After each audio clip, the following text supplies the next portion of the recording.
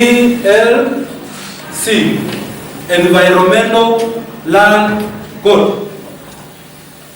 So when you go to Kisii High Court, it has 3 judges, fully stipulated and designed for their roles of duties at that station. The one is dealing with criminal matters, the other one is dealing with civil matters, and the other one is dealing with land matters, called ELC. And I have said ELC stands for Environmental Land Code.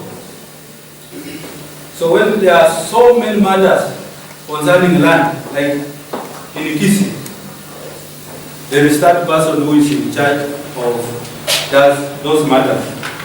We have criminal matters, there is another judge dealing with it. Now let's come down, as I will explain as we move.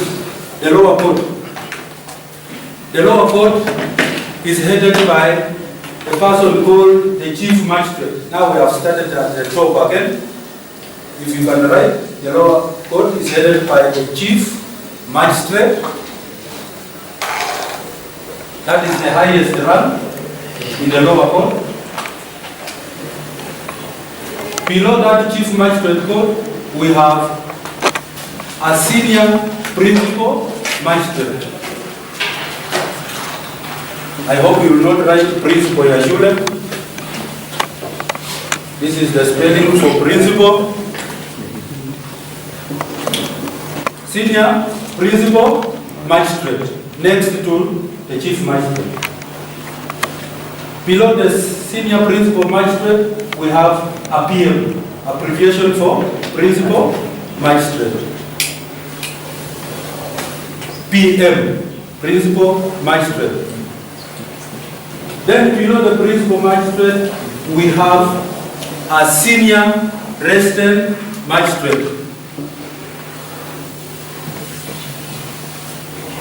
And lastly, the lowest cadre of the lower court is the resident magistrate. These are the newly employed staff of the judiciary. The lowest rank in the judiciary for the magistrate is called resident magistrate. Just like in the teaching fraternity, where we had the lowest rank alikuwa P2, mwalimu alikuwa anaitwa P2, tukakuja P1, but those grades were scrapped. Sasa hakuna P1, hakuna P2, wanaenda diploma na kwenda juu. Kwa hivyo the lowest person in this lower court is the resident magistrate. Now, and we come to the structure of the court. We have known about the formation. We have known about the leadership of the judiciary. Now we come to the structure of the court. How is the court designed?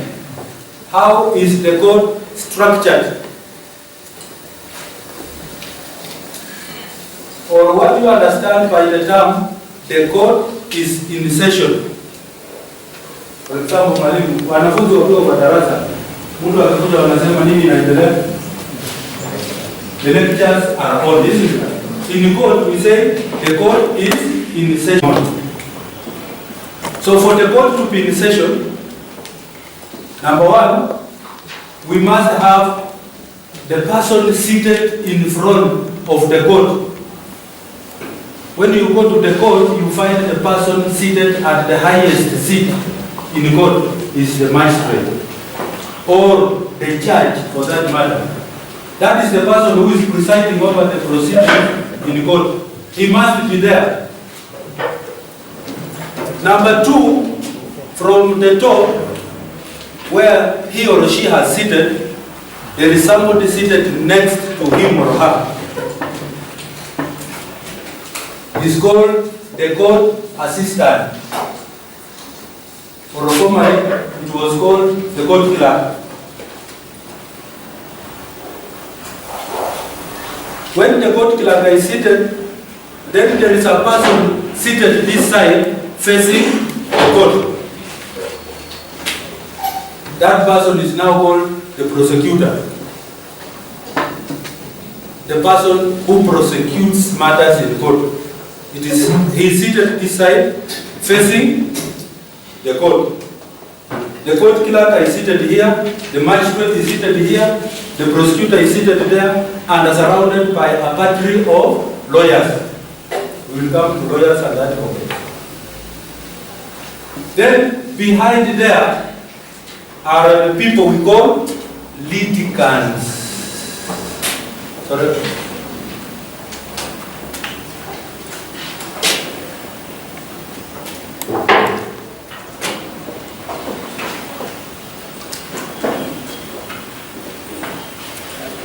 People seated in court are called litigants. In other words, wale watu wameenda kotini kusikiza kesi za watu wao. Wale watu wameenda kotini wakiwa na kesi. Wale watu wameenda kotini kusikiza kesi za chama zao are called litigants. They are seated there. Then when you enter that court, it is called the court is in session. And procedurally, when you enter the court, assuming now this is the entrance, the court is this way. I'm assuming my door is from the other side, because this is the private door for the magistrate. We have two doors in a courtroom. The private door is used by the magistrate. The open door is used by the litigant. So the magistrate enters this door. When he or she enters the door and enters the courtroom, she stands up. All other litigants also stand up. And both of them bow down. Then he or she takes up her seat. Other people also takes up their seat. She will use this private door. You will use the other door. You won't use the same door. Then when somebody comes there, the court is said to be in session. So there is total and maximum silence in the court. You don't talk, you don't murmur, you don't whisper, you don't shout. As usual, you have put off this one or on a silent mode for you not to interrupt court proceedings. That is the structure of the court. The court is in session. On the left side of the courtroom, there is what we call an accused dog. Let me use these words as I write so that you don't confuse. Dog. Unaona hiyo? Ukiingia kotini utakuta imechengwa mzuri na imewekwa kiti na kuna box mbele, unaingia ndani, unasimama. An accused dog. Accused dog is slightly bigger than on the other side a small dog like this one. These two dogs have their own purposes. The bigger one is used for the accused person or persons. Why is it bigger? It will contain 1, 2, 3 or more than 10 people who have appeared in court. The other one, which is smaller, is for only one person at every given time. It is called a witness dog. This is an accused dog. This one is a witness dog. Both of them are separate. The magistrate sits at the middle of those two dogs. Accused dog, the witness dog.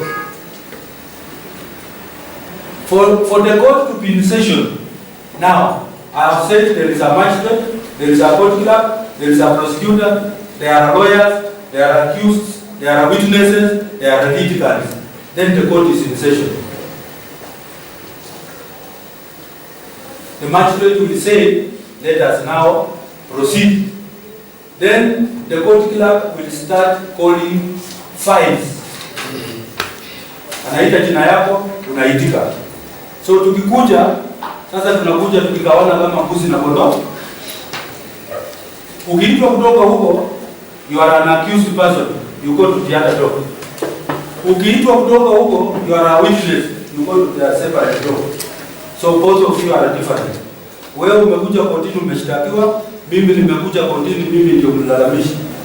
Ama mimi ndio mshahidi. So we don't go to the same door. Tuko pamoja? You preserve your questions. When the time comes, you will ask.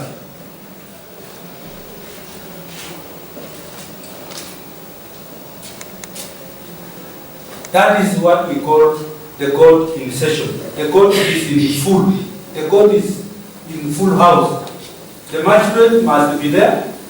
The court clerk must be there. The prosecutor must be there. The lawyer for the accused person must be there.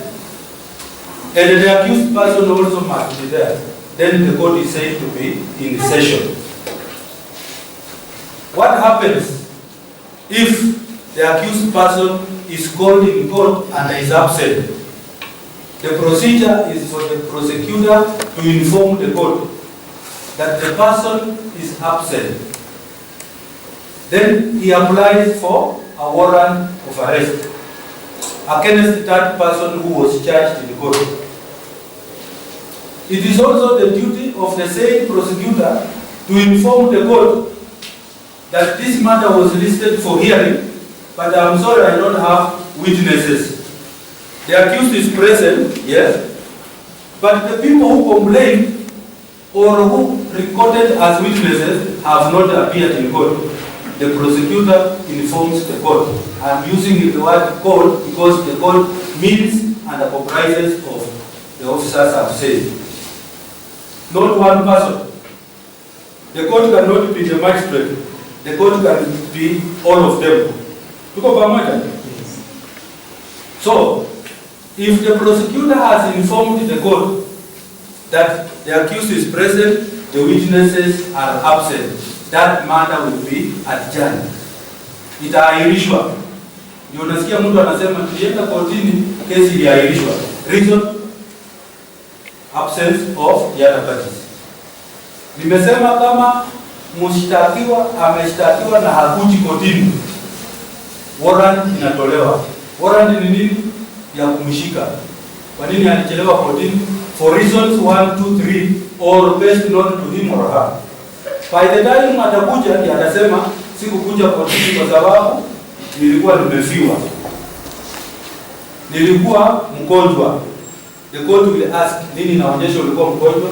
Labda akuje na karatasi ya hospitali and so forth. Haya, we come to these things which are very important. Sasa mahali maneno huwa yanatokea ndio fike huko kotini. Filing of cases. How do we file our cases? Filing of cases.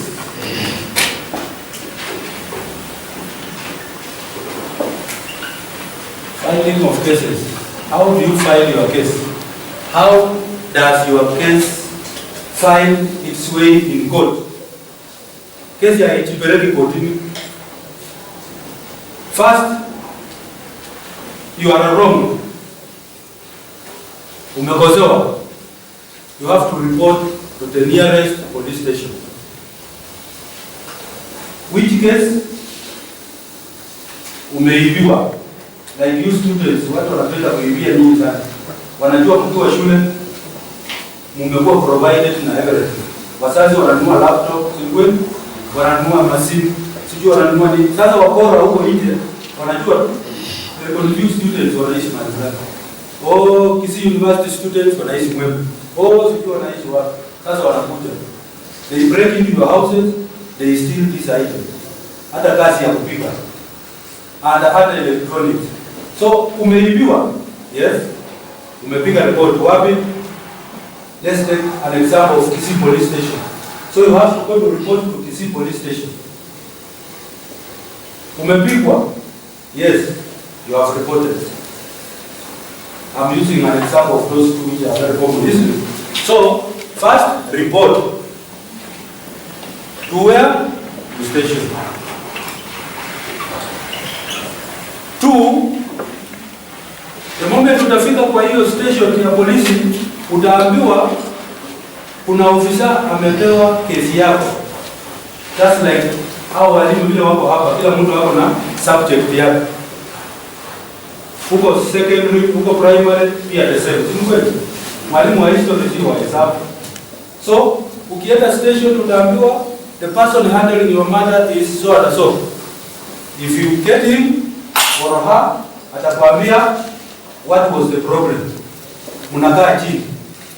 First of all, you reported. Second, you record. The what? You record what? You record the statement. Here, you have reported. Ati nilienda kwa polisi nikapiga report. That is different from nimerecord statement. Report ni kusema tu nilitoka kazini, shuleni, nikapata nyumba yangu imevunjwa na vitu zangu 1 2 3 plus imeibiwa. That is a report. Next time you come to the station, now you sit down and give an account of what transpired. That is what we call statement recording. You are now recording your statement. 2, you will be asked to provide, if any, you will be asked to provide witnesses, if any. Umeandika statement? Yes. Do you have any witness? Ako wapi? Ako huko. Wacha niende nimlete. Unalete. If those witnesses have recorded in support of your complaint or your case, now this officer detailed with your case will now make a compilation of the file. When he finishes compiling the file, he will take this matter to court.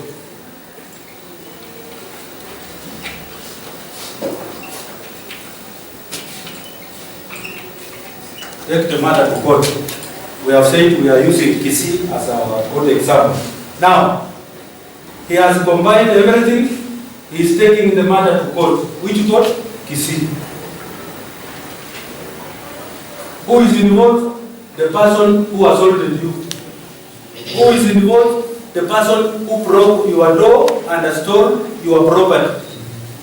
For example, he has been found in possession of the items stolen in your house. He might be the one who broke it, or he has handled the items not knowing that they were stolen.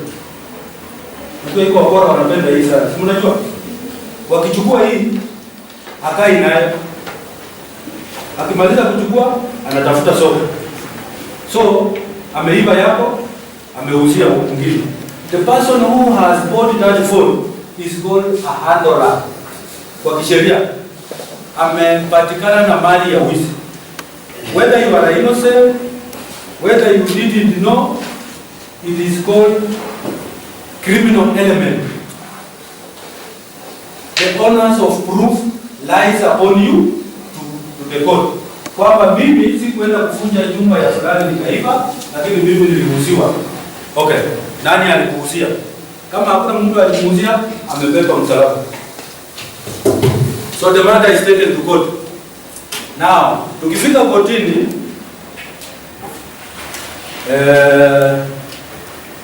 sasa koti imekaa.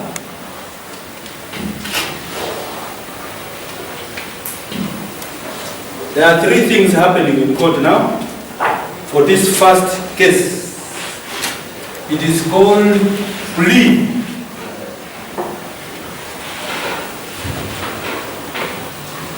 This first person taken into court is coming to take what we call plea. Anakuja kuitika. Alishtakiwa kwa polisi, akawekwa ndani, akaishi ndani mpaka Jumatatu, ama watu wake walikuja wakamshikia bond, akarudi nyumbani. Akaambiwa Jumatatu kotini. akifika kotini anakuja kuchukua nini? Plea. The way you will understand it. But plea nimesema ni kuitika makosa ile ambayo ameshtakiwa. So utakuwa na plea mbili.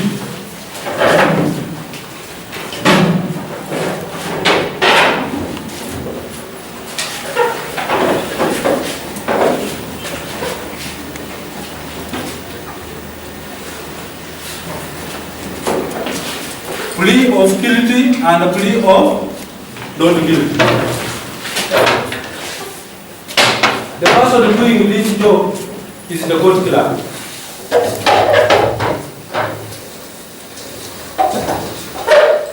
This person has appeared to court the first time. He is coming to answer for the charges that have been preferred against him.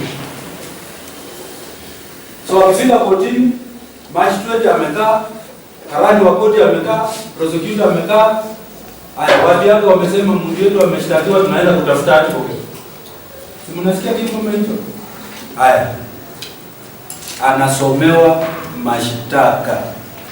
For example, let me use the common one, assault. Samuel Wanjiku, you have been charged that on 26th day of March 2024 at about 9 p.m. you unlawfully assaulted Mary Nyaboke and thereby occasioning her actual bodily harm. That is the charge. Na wanakuuliza kama unaelewa Kiingereza ama Kiswahili. Unasema napenda nisomewe kwa Kiswahili. Wanakueleza kwamba mnamo tarehe 26 mwezi wa 3 mwaka huu saa 3 usiku ulipatikana umempiga Mary Nyaboke na kumjeruhi ama kumsababisha majeraha ya mwili. Ni kweli au si kweli? This person will either plead to this or this. Akisema ni kweli, it is written as plea of guilt. Yaani amekubali makosa. Akisema sio kweli, plea of not guilty. Kazi ya magistrate haongei, recording the proceedings. Wakimuita jina anamwangalia, anaitika, anasomewa mashtaka, anakataa ama anakubali, anaindicate. So what happens if somebody has pleaded guilty? We are taking all avenues, isn't it? Amekubali, alipiga. Okay, the court will ask the prosecutor, are you ready with the facts? Facts ni maelezo sahihi. Hiyo ilikuwa ni mashtaka. Umeshtakiwa kwamba umepiga fulani ukamjeruhi na umekubali mashtaka. Next are the facts, circumstances surrounding the case. Prosecutor anasema ndio niko tayari. Na kama kutakuwa na kifaa ambacho alitumia kumjeruhi nacho na hakijaletwe kotini siku hiyo, the case will not proceed that day, regardless of plea of guilt. Kuna exhibit ambayo alitumia kumjeruhi nayo iko kwa polisi. So naomba hii kesi iahirishwe kesho ama kesho kutwa, hiyo kifaa kiletwe ndio tusome maelezo. Okay, ameshtakiwa na kuiba. Kile kitu ambacho aliiba hakijaletwa kotini because hawakujua kama atakubali ama atakataa. So amekubali ndio, lakini exhibit is at the police station. The prosecutor will inform the court that Your Honor, the person has pleaded guilty to the offense, but the exhibit in question is not within the court. Anaomba siku 2-3 exhibit iletwe. Exhibit ikiletwe na huyu jamaa bado anakubali, basi anasomewa maelezo. Na akikubali maelezo pia, sasa koti inachukua hatua. Na kuna mwingine anakubali, wakati anasomewa maelezo, anakataa, anasema haiko hivyo. Ndio nimekubali kupiga, lakini maelezo naenda kando na amekataa. It is deemed to be plea of not guilty. The moment una deny maelezo, umekataa. Unatakana ukubali mashtaka na ukubali na maelezo. Tuko pamoja? Haya. Kama amekataa, in the first instance, he has pleaded not guilty, the matter is fixed for a hearing another date. Ikifika hearing ya another date, sasa twende kwa hearing. The person mwenye alipigwa amekuja tayari kwa kesi kotini. Mwenye alimpiga amekuja tayari kwa kesi kotini. Washahidi wake wamekuja tayari kwa kesi kotini. What happens? The court is said to be in session. 4. The 3. Niliwaambia ya kwanza ni plea. Ya pili mentions. Ya tatu hearings.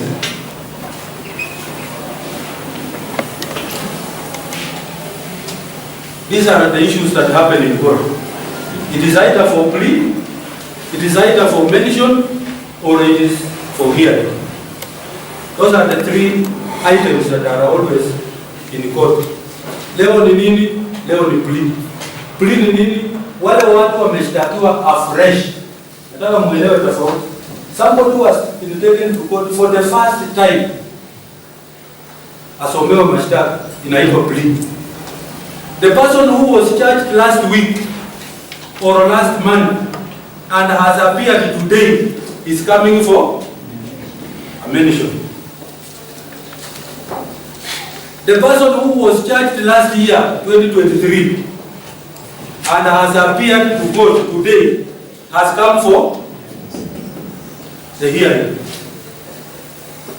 Haya, umesomewa mashtaka, umekataa, wamekupea bond. Kwa polisi ulipewa bond, yes. Umefika kotini, umesomewa, umekataa, umepewa bond ya court. Where are you supposed to go? There are 2 ways. You pay for the bond, you go home, or if you fail to get the bond, you go to the prison. You are done what?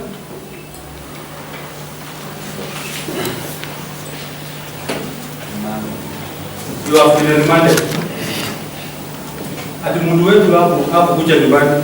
Alipotoka nyumbani, alifika kotini, hapo rudi. There is this place for you. Remanded in prison. Wakikutafuta watakupata huko. Hautarudi nyumbani na hautarudi kwa polisi tena. Wewe ni property ya court. So the court has remanded you to prison pending the bail. Bail ni bond. Pay the application. Mpaka wakati utasekiwa hiyo bond, ndio utoke ufanye kesi ukiwa nyumbani hapo kwa nje. Now, if you are through, let's come to court now. How these matters are filed in court. In court we have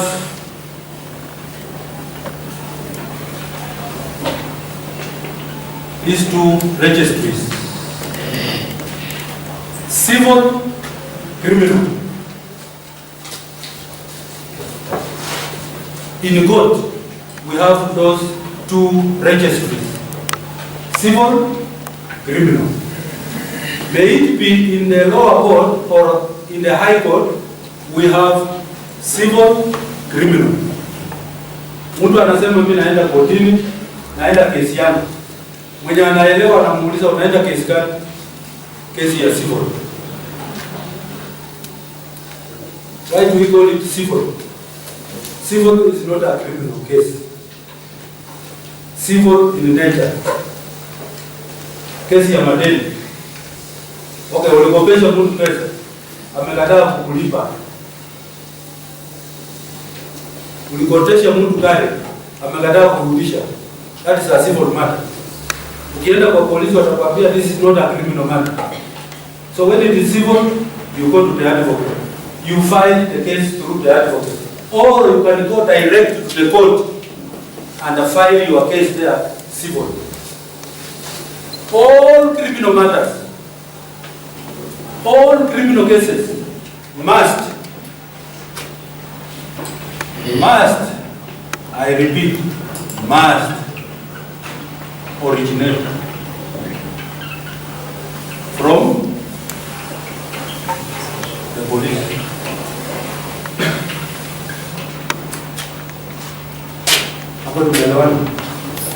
All criminal matters must originate from the police.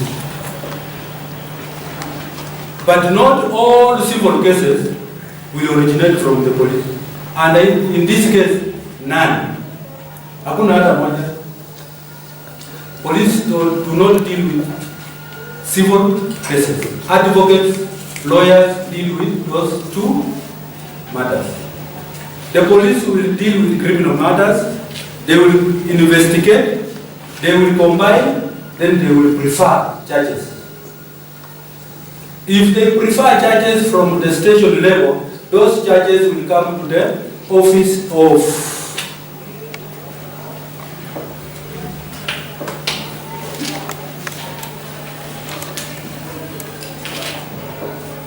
they will come through this office. Hapo mmeelewa? Kama sijaandika mzuri.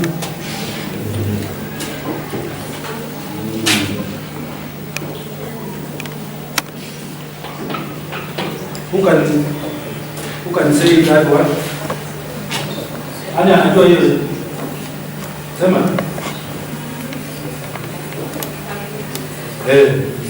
All criminal matters, all criminal cases that originate from the police stations all over Kisii County, I'm using Kisii as our home county, will pass through this office called Office of the Director of Public Prosecutions. And they must pass this one.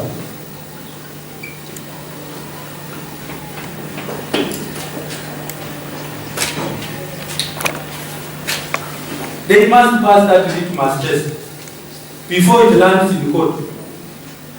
If not, it will be referred, if not deferred. This office will refer or defer. It will refer the case or defer the matter completely. Refer means they will take back the case to the police and I instructed them to do 1, 2, 3, correct 1, 2, 3, then bring it back. And the deferment means completely rejected and returned to the sender. Hapo tuko pamoja? So they must pass this. That is why we call for the highest standard of investigation through professionalism from the other side of the divide, that is from the police. Before it lands to the ODPP, before it is approved to be taken to court to stand trial. Tuko pamoja? Haya. Let me come to cases of interest. Very important cases of interest and their handling. Cases of interest and their handling. Very important cases of interest and their handling.